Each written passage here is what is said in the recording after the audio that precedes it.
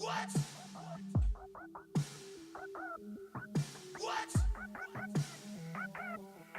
What? Hello and welcome to the Decibel Boost Podcast, the official music podcast of the website Surreal Resolution. I'm your host, Robert, and for fuck's sake, can we just go like one fucking week without having animation discourse? Fuck, man.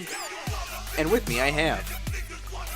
I really hope my mic doesn't die this time, or short circuit, you know? That always sucks. And... Hey guys, like you seen that? Do you have a Hydra with an Uzi coming this way? Oh, no, see, I got the perfect piece of advice for this. See, Danny DeVito in Kingdom Hearts 2 taught me this. Jump up on the Hydra's back. It's one of those things that you know if you've played the games, like I have, obsessively for many, many years at a time. This one has heat. I have no life, in case you can't tell. Who among us does? Well, I assume some people probably do. You know, they're probably working better hours, probably getting more pay, could probably afford, you know, I don't know, nice meals instead of just like the $3.79 combo with the BK. So, anyway, episode 95. So, how's everything going with all y'all? Well, I'm being very careful with my microphone this time around, so that way it doesn't explode and try and kill us like it did last time. Oh, yeah, my ears are still feeling that. Yeah. I still don't know what happened. It was just... Then it just happened, but... I'm keeping a close eye on it. I'm keeping the levels balanced. I'm actually holding it in my hand. And hopefully we won't have... Are you cupping it? No, I'm not an idiot. Oh, thank God. Yeah, if I were cupping it, you would know. Ew. Yeah, like that. So yeah, I'm being very careful, trying not to, kill anything or anyone. Although I am trying to sort of get my back straightened out, because the last 2 days I've been bedridden with pretty bad back pain. Like, Togashi level back pain. Oh. Ow. Yeah, which meant I couldn't get any written stuff for the site done, which kind of sucks. So that's being pushed back a little bit later. Apologies. Although, in my spare time being bedridden for a bad back, I've finally been able to start playing Clone Hero with an arcade stick, because I don't have a Guitar Hero controller on me that works on my computer. Wow, that's not the type of shit you're trying to do if you're trying to become viral on YouTube. Yeah, I don't have to know how to do that, and I'm not very good anyway, but, it's just fun to just try things out and see if it works, which it kind of does. Just have to map all the buttons, and it works okay. Though I still would like to get an actual controller, that way I can make the big Twitch money someday. Somehow, someday, some way. Eventually you can start modding it so that way you're playing Rivers of Nile tracks. Oh, I'm sure I can find Rivers of Nile tracks on there. And if anybody hasn't yet, come on, what's up, Clone Hero community? You're sleeping on them. And so are you, Fantano. I know, right? What the fuck gives with that? It's already been like over half the year. Damn. Anyway, Mark, what about you? Let's see, aside from the occasional writing shit that I usually do, pretty much nothing much.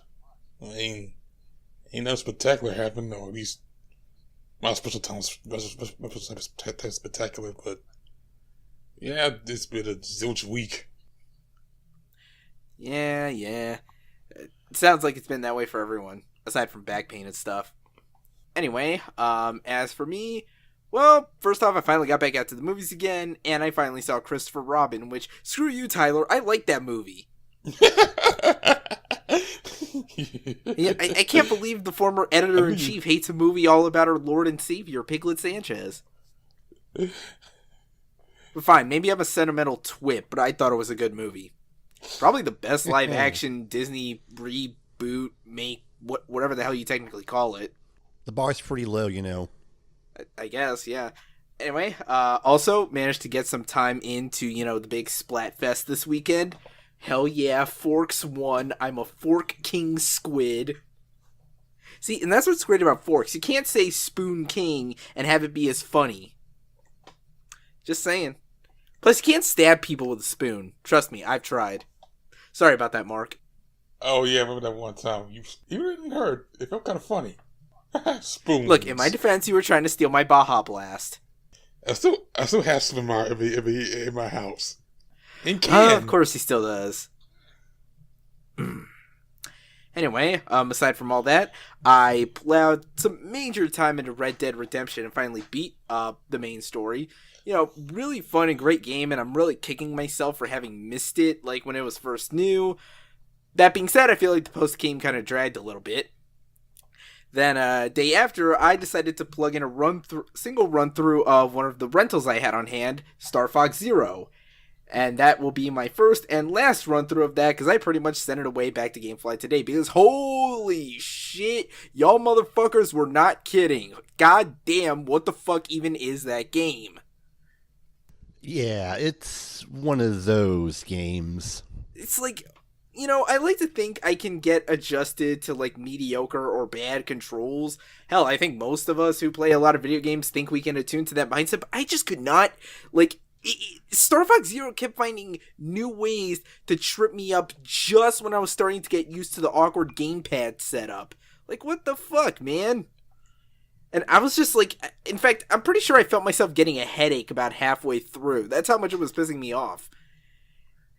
And plus, it's kind of a shame because there were some moments that were kind of like cool, like conceptually speaking, especially that final Andros fight. But like, fuck, man, I cannot be bothered to play it. Like, the only way you will get that game in my hands again is if I can get it for as cheap as like $1. Because, you know, it's really about all it's worth. You let me down, Miyamoto. We trusted you, and you betrayed us like this. I'm fed up with this world. Tommy Wiseau, 2003. Was there anything else? Well, apart from surviving the first week of school and hoping I survived the first week of work this week because, boy, that's always fun. Being on the other side of the counter for that. But yeah, aside from all that, basically nothing of note. Like, nothing as significant as, say, I fought a bear. Man, that would be fun, wouldn't it? Yeah, been a slow week for everybody, you know, aside from... you know, all the deaths going around here. Oh. Yeah, Leonard Skinner, We Came as Romans, you know, that kind of thing. But, yeah, speaking of slow, if this week runs a little short, well, 2 reasons. One, that was not completely my intention. It's like we only have 3 songs and, like, 5 news topics. And second, well, you know, maybe this will help us get recalibrated, because, you know, our schedules have been off-shifted because of, you know, stuff like, personal stuff on my end, and then shit like the VMAs, deciding to waste our time. Seriously, if you're going to delay a recording schedule, at least make it worthwhile, jerks. But, yeah, so we're going to start off, of course, with the new song discussions. Of course, there will be a playlist down in the description if you want to follow along with us and have opinions on these songs. So, let's start right off here with, a familiar face, a Mr. Chance the Rapper. And yes, we will be coming back to him later as well. But for now, while we're all still waiting on whatever his next big project is, whether that be the fucking Kanye collaboration or shit, wasn't he doing something with Childish Gambino? I heard. I don't know. There's a lot of rumors. Yeah, it's all hearsay here and there. But in the meantime, he's hooked up on a track by a rapper named Kami, who's dropping their latest album, Very Slight, on September 14th. And not only is Chance the Rapper here, but it's also Joey Purp as well, on his lead single, Reboot. You also produced by my name, Smoko Yono. Yes, Smoko Yono. Who I don't know, but yeah, I just like saying the name. Smoko Ono. Get it? It's a pun! And sadly, that pun is the most interesting thing about the song, because holy shit, this is fucking boring as hell. It's like, this ain't no Kami I know. Like, the Kami I know is always screaming at you with a very gravelly, throaty voice. You know, and hanging out with a monkey named Bubbles. That's my Kami. Oh no, wait, that's the Kai. Shit. I haven't even been drinking today. But yeah, this doesn't give me anything to work with. Like, Kami's flow is, like, empty as hell, and, like, half of his verses, hell, probably more than half, are just, like, you know, weak-ass, like, ad-libs and just repeating lines he already said, just, you know, barely hushed and echoed in the mix. And Chance and Joey barely get shit to do in this. It's almost like he just offered them a check, say some bullshit, and they're like, okay, I got better things to do, but sure, I'll say some bullshit. Let's just wait for this to clear. Okay, now let's go grab some, let's grab some dinner after this. Like seafood? Probably. Yeah. By the way, what the fuck was Kami doing dancing in front of fish heads and carcasses? It's fucking weird, don't know. Man. I know, I guess he likes his fish. But yeah, like, this song, I wanted to see what it do for me, but like, it didn't do that much for me. Like, Kami just comes and goes. Like, I did recognize some lyrics from Chance, like he said, fucked up a check on some black kids. Okay, doing the kids, that's good. Just took the Grammys out the plastic because he got a Grammy. Should have got the first one off his first mixtape, Acid Rap. It's something, but And Joey Purp, well, he got this one line I kind of looked up as like, he says, she in sex religiously, that means she's sacrilegious. Get it? Because she shops at that store Saks, which I forgot it still exists, because I thought, don't those stores like JCPenney or whatever the fuck other stores got it dead at this point? What the fuck is a JCPenney? I don't know. Is that like a Kmart? The mystical rumored Kmart? Soon to be. Well, yeah, like, the beat is alright. It ain't on me. It's like it's there. It's like the song. It's very, very, very, very meh. Pretty much. But now let's move on to something that's at least a little bit more interesting, and that is, of course, coming off fresh from this most recent Adult Swim singles program, Super Unison, who have announced their second full-length album, Stella, coming out October 26th. And sadly, it's not a concept album about my favorite brand of beer. Hey, fuck you. Stella is amazing. Anyway, so we have the first single from the album, a track called Falcon, and, this thing is really just, really good. Like, it comes out swinging right out of the gate with this, pounding sort of drum beat overlaid with, a chorus and overdrive heavy guitar riff that, in a way, almost kind of reminds me a lot of that old Deftones song Knife Party, off White Pony, that album. And, it sort of bounces back and forth between those harder hitting parts and then the more sparse, clean guitar, sort of halftime segments where it really just lets, a whole lot of breathing room take place for all, the melancholiness of the melodies and vocals and everything. It all kind of comes together in a way that kind of feels like, Thrice meets Pianos Become the Teeth with some touches of Touche Amore in there, but thankfully much better than where all those bands are at now, pretty much. And, once it gets to the back half, all those, proud, screamed vocals are awesomely self-righteous. It's just a really good song. There's a lot of emotional power in this that really, got me, in the mood while listening to this. So, I can't wait for October 26th. 2 months from now. Hooray. Yeah. This song has a pretty nice groove to it. Needs all the industrial noise. And that's about all I can say. It's just really repetitive, so... it's cool. I can dig it. Interesting that you bring up industrial noise, though, because our third and final track here stems somewhat from that realm. See, and this comes courtesy of the Melon's top 50 albums of 2016, and that is the band Street Sects. I just kind of found this while trying to dig for something other than those two songs to talk about, and I was like, oh shit, I didn't know these guys were still doing stuff. So, their debut came out in 2016. I actually gave it a listen a few months ago. It was damn good stuff. And also on October 26th, they're coming out with their second album, The Kicking Mule. Which, is there any other kind of mule? Don't all mules kick? Or am I questioning the attack patterns of, animals? Maybe donkeys are more punchers or something. I don't know. Donkey punch. But yes, with The Kicking Mule coming out that week, we have the single In For a World of Hurt. And while their first album definitely, relies heavily on, harsher industrialized noise, and while this one definitely leans on, more of the industrial elements as well, it opens with sort of this misleading, warbled, shimmering synth that quickly, gives way to like very synthetic drum machines that are almost kind of carrying the bulk of the song on its own, with these punches of, you know, distorted electric guitars that are like, they're almost few and far between, though, is the thing. Like, much of the song is driven by like a lot of creaky, you know, clanking gears and, you know, bleeping, blooping, like electronic bits. And, you know, those are the verses, but sometimes the choruses leave room for, like, you know, more sung melodies and these sort of more soaring melodic sections. It almost kind of feels like Proto-Martyr by way of Health, if that kind of makes any sense. There's definitely more of, like, a tunefulness to this song in particular, especially thanks to, like, all the guitar work that's taken in place. And, you know, it certainly makes for an interesting listen. I'm not sure if it paints the big picture of the album as a whole, if this thing is going to be, like, more of a songwriterly tuneful sort of thing compared to, like, the dark industrial of that debut. But I'm going to be around to check it out when it drops. Well, it's certainly atmospheric and noisy, and that's about all I can say about it. It just didn't do a whole lot for me, so yeah. Yeah, like I said, you know, kind of had to take what we can get here. Maybe things will finally clear up next week, who knows.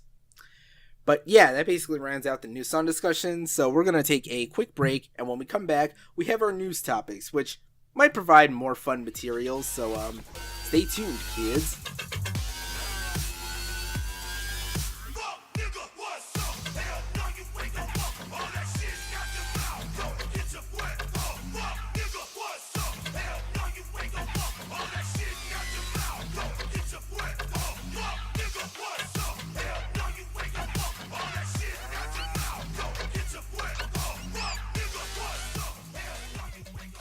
And we're back. First off, let's go to the magical realm of Hollywood. Lens flare! Or something. If I had a magical, you know, audio way of making that with more flair, then I probably would. But that's as best as you're going to get here. So I'm sure we're all familiar with Bad Robots, you know, the film and television production company headed by J.J. Abrams. Bad I mean, Robots. hell, in a couple months they're going to be giving us a film adaptation of Wolfenstein. At least I think that's what that movie is about. But you know, it's ultimately got to be some Cloverfield bullshit. Just wait. And before you know it, they're going to release Cloverfield 5 as soon as you walk out of that theater opening weekend. Again, calling it. But yes, we bring this up because the Bad Robot production company is apparently, you know, getting into the music business, as they have launched an indie music label appropriately titled Loud Robot, you know, in a partnership with Capitol Music Group. The label is functioning on its own independent of that music group, but because of this, this will give the Bad Robot production company leverage to put any music from artists signed to that label into, you know, their films, their television shows, and their games and stuff like that. Leading this label will be McKee Floyd, Nikki Berger, and also Charles Scott, who currently heads. He's like the leading music supervisor for a lot of their projects. You know, he's worked on films like Star Trek, so, you know, he's probably the reason why you hear Beastie Boys in that first movie, and TV shows like Roadies and Castle Rock. You know, this probably ultimately means that they're going to try work as hard as they can to get Survive signed to their label because, you know, J.J. Abrams wants his, you know, 80s synth stuff too. Why does Relapse get all the good stuff?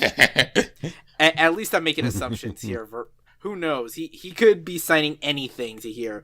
Maybe he's trying to get control of Finn Wolfhard's band. Who knows? He has a band? Yeah, you didn't know that? That's one of the reasons why the internet loves Finn Wolfhard so much. I mean, He's got a name like a rock star, so of course it makes sense he's in a band.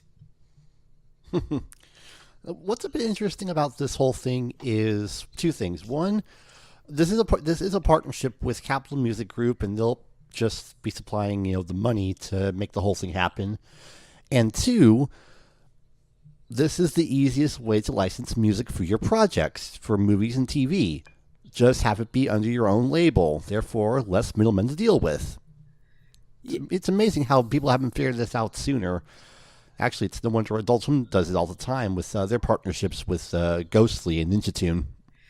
Yeah, plus, I mean, that's basically what happened with, like, their in-house record label anyway. Like, sure, it originally became a place to, like, release albums from certain artists and whatnot, but eventually just, devolved into a sort of pseudo-formality so that way they could just release all the free music and shit.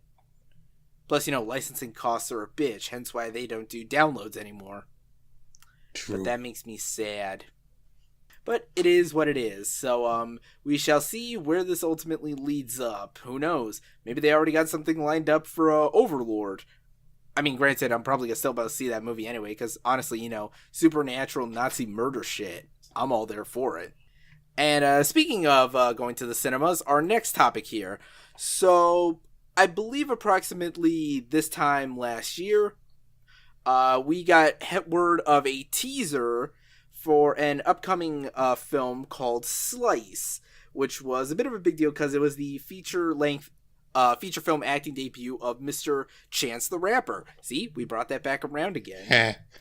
And all we really knew about the film was that it was being distributed by A24 Pictures, who you might know is probably, at the moment, one of, if not the biggest independent film producers and distributors in, working in the industry right now. Hell, they're certainly making waves this year with their big horror hit Hereditary, which seriously, if you haven't seen that movie yet, that shit will fuck you up, man. Holy fuck. But anyway, we're bringing this up because in this past week, we finally got a trailer.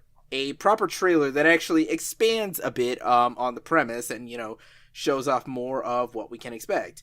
So as aforementioned, this is the feature film debut of Austin Vesely, who often directs music videos for Mr. Chance. And the premise of the film is basically, it's a spooky small town, presumably Chicago, or a version of it, that is besieged by a series of supernatural murders in which the victims are all pizza delivery boys and they're all getting targeted by a werewolf of some kind.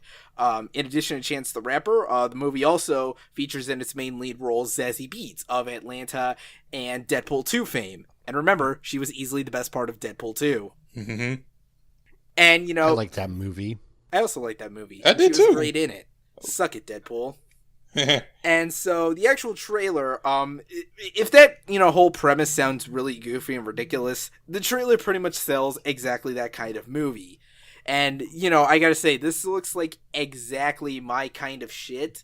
I mean, come on, the trailer opens up with her narrating a story involving a ghost, a werewolf, and a shitty pizza place, which I assume may be the one she works for, I don't know, because, she might have that cool-ass jacket that says, "It's perfect pizza," but that could be a misnomer for all we know. And yeah, there's some shit about, like, a portal to hell that the pizza delivery place is apparently built on top of. This place run by Paul Scheer, who, hey, I haven't seen you since the League. How have things been going for you, buddy? And also, apparently, Hannibal Burgers is in this. I thought he was filming Snail Down. But yeah, I'm looking at this and, one, it looks like exactly my kind of horror comedy schlock, and second, I'm assuming the werewolf in question, or at least there will be a werewolf in the form of Chance, because, come on, his character's name is Dax Lycander. That's kind of so on the nose, they almost expect you to point it out, I'm guessing. Remember, what do they call werewolves in proper classification terms? Ah. Yeah, I get it. Lycanthrope. So, yeah, I'm looking forward to this. Yeah, I'm looking forward to this too. Like, I'm guessing no one else has any other thoughts, or yeah, me. Well, it looks good. It looks good. Yeah, it's interesting. Sorry, go ahead, Mark. Yeah. I think I'm interested in seeing this. Hopefully, whenever I get back to the movies, which I ain't done that in a while. But yeah, there's some good stuff. Let's hope they open it in your area, actually. I mean, I heard they still haven't opened Sorry to Bother You yet, so you're already missing out on some primo stuff. Shame. Yeah. Mark is deprived of the great movies. But anyway, let's move on from Hollywood stuff to D.O.G.G., Snoop Dogg. Speaking of stuff that's happening in October, it turns out in October, Mr. Snoop is actually releasing his first ever cookbook. Appropriately, it's titled From Crook to Cook. Which, geez, that's kind of a clunky title, to be honest. I mean, I get it, understandably. And, doubly because he, has that cooking show with Martha Stewart, which was apparently nominated for Emmys. Like, I'm literally looking at the article right now, and I'm like, wow. Man, they'll give Emmys to anything, won't they? And to be fair, it's an alright show. Okay, fair enough. I never actually watched a second of it, but sure, I'll take your word for it. But apparently, the book will feature recipes that, at least according to publisher Chronicle Books, are snacks to satisfy those munchies, but sadly are cannabis-free. So, he's got fine dining stuff like lobster thermidor to, stuff eaten by people that can actually afford to eat at restaurants that aren't Gordon Ramsay things, like, waffles, and even his own recipe for gin and juice. Yeah. I mean, come on. The finest 20 plus years later, we gotta learn. Yeah, we gotta learn about, about that gin and juice. Sipping on gin and juice. But I mean, what other things can we expect from Snoop Dogg? But seriously, lobster thermidor? What the hell is that? That sounds like it's way out of our pay grades. Yes. Yeah, sounds like, I don't know, some shit that costs like $100 or something. Probably. 150 at least. Yeah. And now Snoop Dogg is the many rappers that actually did a lot of cookbooks, which, oddly, okay, there's, like, it's that, aside from him, 2 Chainz did one, Coolio did one. Okay, after Bronson, but that's no Cooking surprise. with Coolio. Yeah, after Bronson, but that's no surprise. We know about after Bronson and this cooking shit. Yeah, I mean, we've seen him make, chicharron sandwiches. I gotta learn how to make that, by the way. That sounds really fucking delicious. Alright, so, yeah, and I gotta make a note of that, see if I get any Barnes & Noble's coupons in October. But now, let's move on, once again, to one of the most recurring figures on this here podcast, the Saucy Postman. Thankfully, doesn't have to do with his airplane, having some tire problems. It's true. Instead, we have slightly better news. And, look, okay, I'm just gonna say it. Why is Post Malone launching his own festival? No, because really. I guess somebody owes him some money or something? Yes, Post Malone, so, he announced the inaugural edition of his own festival, appropriately titled Posty Fest. Which, come on, man, that sounds like what your girlfriend calls you. It's, of course, taking place on October 28th at the Dos Equis Pavilion in Dallas. Oh, how appropriate. He names it after one of the shittiest brands of beer there is. Seriously, don't let anyone... Don't let anyone tell you otherwise. The most interesting man in the world is lying to you. Dos Equis tastes like shit. And yes, it's an amphitheater, which means if you have bad lighting, you're crap out of luck. Damn straight. So, yeah, we're waiting for the rest of the lineup, but so far we have, the 2 other big headliners along with Mr. Post, which is, of course, Travis Scott and Tyler, the Creator. And I just want to say, what's perfect about this thumbnail here is that the specific choice of pictures, Travis and Tyler both look like they're exactly as confused about this as we are. like Travis is just like, what the fuck? What? And Tyler's he looked dazed as fuck. Oh, come on, man.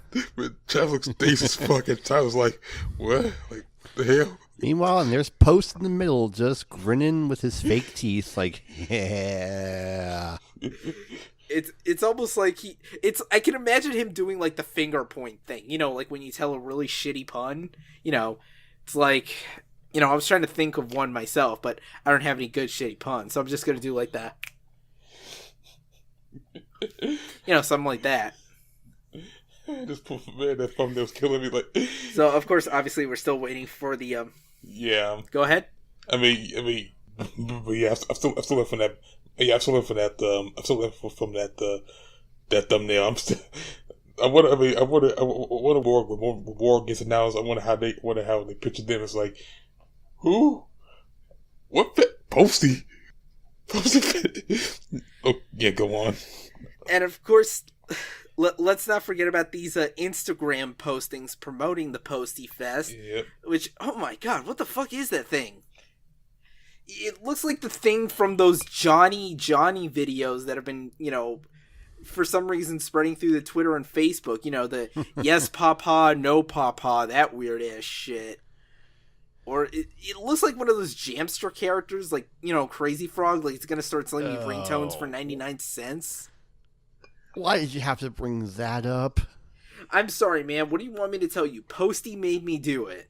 Yeah, and of course, because of the Instagram posts, you see that in the first one, it got the flowers, bees, because Tyler Creator, Flower Boy, and of course the other one, they got this Astroworld cup because Travis Scott, Astroworld.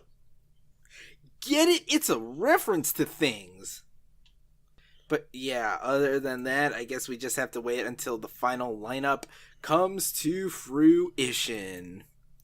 And now for our last topic this week, our final update on this particular topic, seeing as how the lineup has finally been finalized, we can finally talk about what the full lineup will be for the inaugural rendition of the Adult Swim Festival.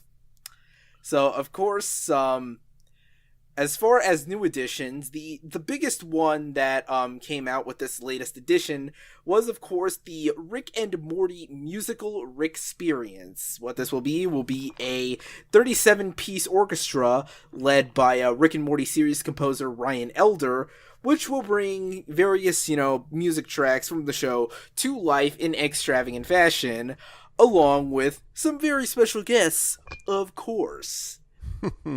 That is right up my alley. So you can expect to hear classics such as Get Swifty, Human Music, Raise the Posterior, Logic rapping about trains, and of course, Rick and Morty theme song as performed by Jason Sweetkoff and Alex Ruddinger.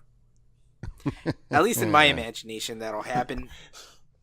But yeah, so let's actually take a look.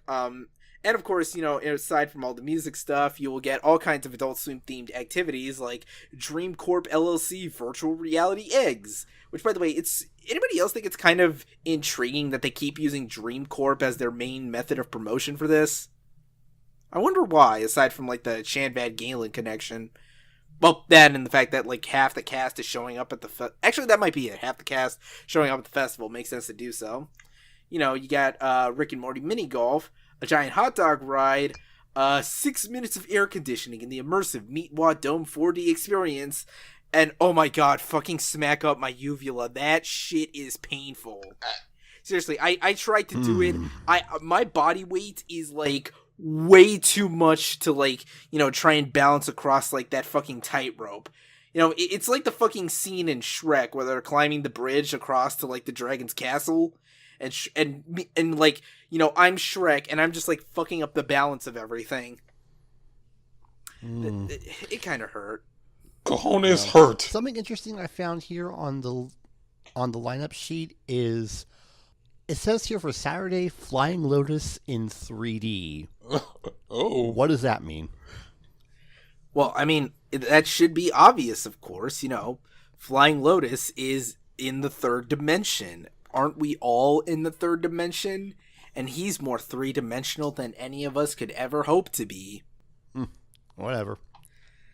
I'm sure we'll find out soon. Maybe it'll be like that Primus 3D tour, which I did see, and it mostly just involved wearing 3D glasses while watching clips of Salad Fingers playing behind Primus.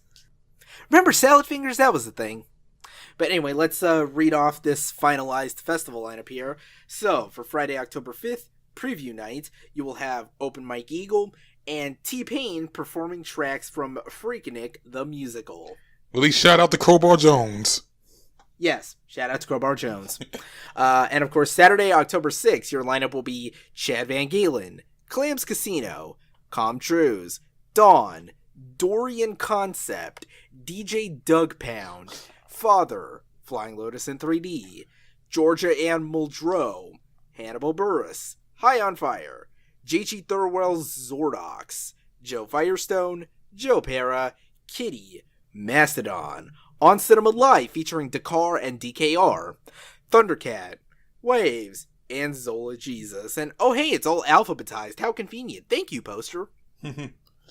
And of course, for Sunday, October 7th, your lineup is Ahmed Baruka of Dreamcorp LLC, Big Freedia, Bosco, Chaos, Code Orange, Dan Deacon, IDK, Jenna Friedman, John from Delocated, Juliana Barwick, Kamea, Neko Case, Nick Rutherford, Power Trip, The Rick and Morty Musical Experience, Run the Jewels, Shigeto, Sound of Sarah's, Suicide Boys, and Do Not Touch the Tram.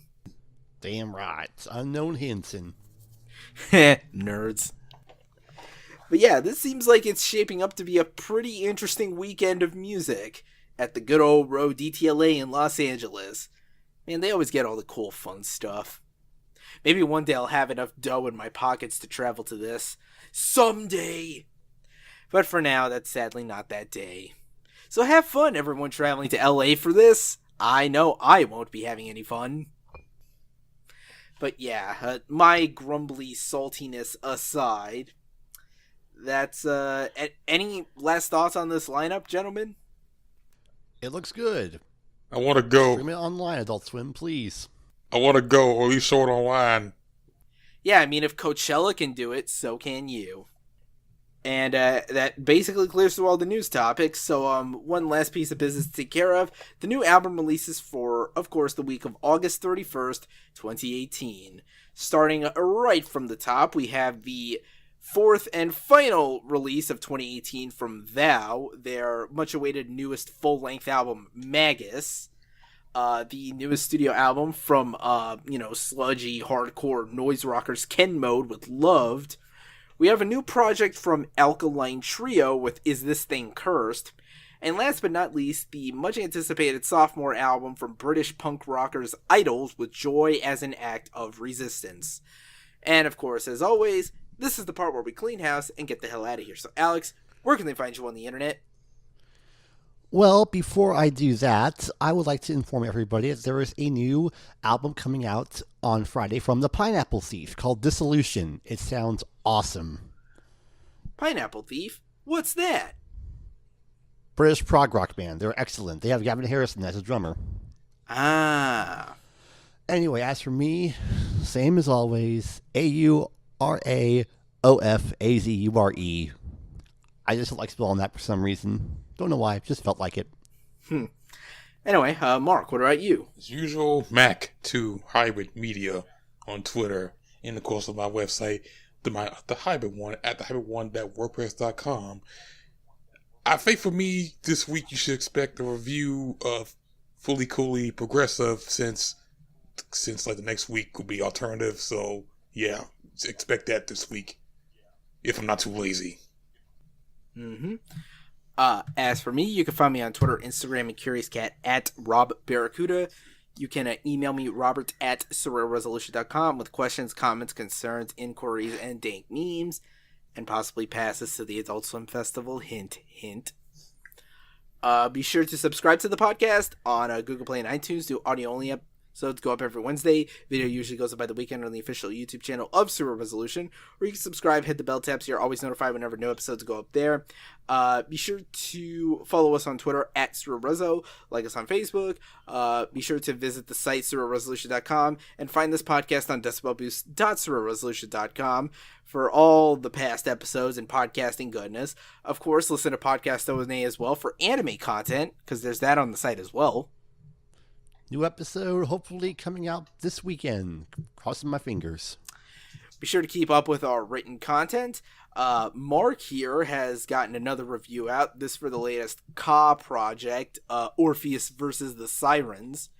Or I guess under the name Herman and the Recluse, if we're going to be super precise here. Yes, and it is definitely one of the best rap albums of the year. That's good amount of albums this year. He's on my top list. Read it to find out why. And I should be getting my Nothing review out soon, and maybe an Alice in Chains review as well. We shall see. Be sure to, jump into our Discord chat as well if you ever want to have all kinds of discussions about just whatever fun stuff you want to. We're not picky. Or, cereal. you can talk about cereal there if you like cereal. And of course, shout out to the producer, Mr. E, for graciously letting me use his music for this podcast. Links to his shit down in the description. Thank you for joining us this week. We'll hopefully be getting a bit more up to speed next week, ideally. So, until next time... Wow, I had an outro for this, and then I lost it. Son of a bitch. Such is life. Guys, the Chimera escaped. Oh, shit.